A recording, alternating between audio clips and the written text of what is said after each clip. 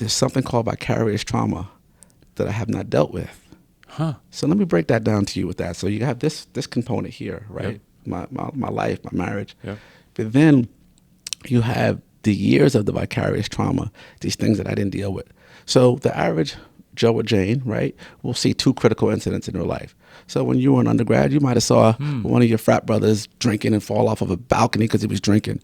Or, 10 years later, you're in LA and you're driving down the 10, you see 2 motorcycles racing. Yeah. And then you see a mile later, body parts all over the place. Mm-hmm. So you see 2 critical incidents in your life.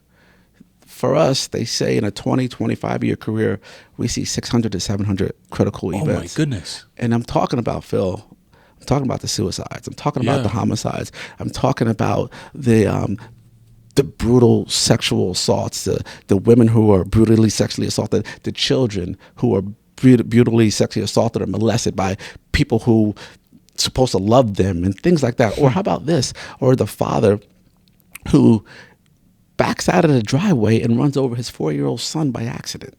You see these events, and you think that stuff has to go somewhere. Right. And even today, as I talk to you, the only time I'm compelled to go talk to a therapist is if I shoot somebody. That's it. If I'm involved in an officer-involved shooting, that's the only time. But when I see all of these events of trauma, there's nothing that pulls me aside. There's nothing that there's no mechanism in place that says, hey, you got to go come and sit down and let's talk to somebody. Yeah, unpack this, yeah. And we think that maybe we can bury it in the bottom of a glass, or we get into other addictions, pornography, gambling, domestic disputes, fighting, all of these other different things. Okay. And the point is that stuff has to go somewhere. You have to deal with that.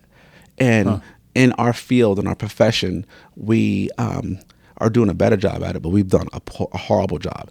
And then we also put the stigma on it that, hey, if I say something is wrong with me, if I'm saying I'm not right, I'm not feeling well, I need to talk to a therapist, I need EAP or something like that, we believe, oh my goodness, they're going to take our shield away from us. Oh, yeah. They're going to bench us. Yeah.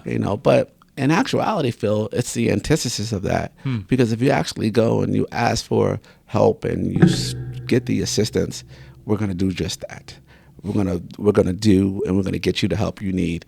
And but it's when you decide to go hit your wife or get a DWI or get into a bar fight or whatever. Yeah, at those times it's very difficult for the job, the agency, to be able to help you at that point. But if you actually do it before, we're getting much better putting mechanisms in place to get you that assistance.